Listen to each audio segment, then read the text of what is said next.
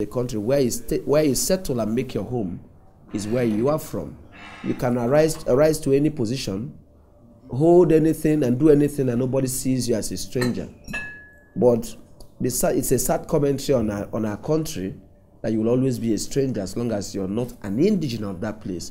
And government policies of requiring you to state your state of origin, indigenship, to qualify for some things, basing admission to secondary schools, universities on state of origin, political appointments, on such mundane things as where you are from, encourages this, makes people feel that even though you belong to one country, they can wake up one day and say, you go, no matter how much you are put in there, no matter how much you've been a part of the society.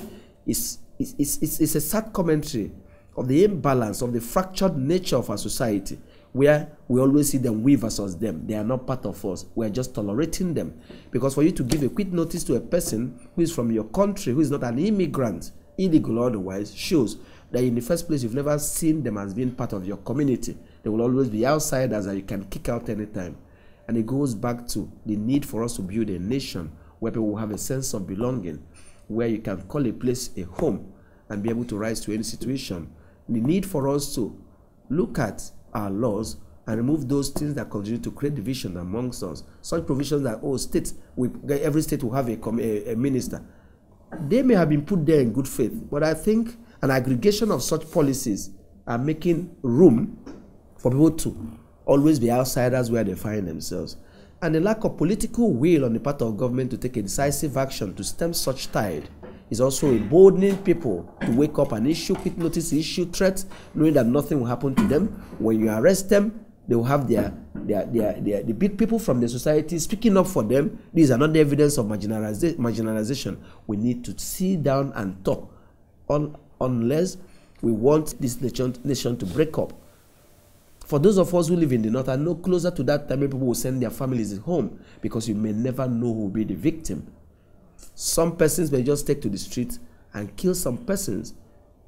It may not be you, but there's every likelihood that people may lose their life at the expiration of the so-called quick notice. And government must remember what Section 14 requires the government to do. The welfare of the people and their security is the primary aim of government. And I think on that count, this government has scored very low. Very, very low. Because if I link that with the Fulani herdsmen, a governor tells us that Fulani herdsmen came from across the nation, he went to settle with them, and the killings are going on. Not a single arrest made, not a single prosecution. People are losing their lives. There's a suggestion that these persons are known. Where they come from is known. It also tells a lot about the porous nature of our borders, where people in the name of herding cattle freely enter our nation and exit, carry arms, kill people, nothing happens to them, issue statements through some of the organizations, and we turn the other way around because we think it will be politically incorrect to take them on head on.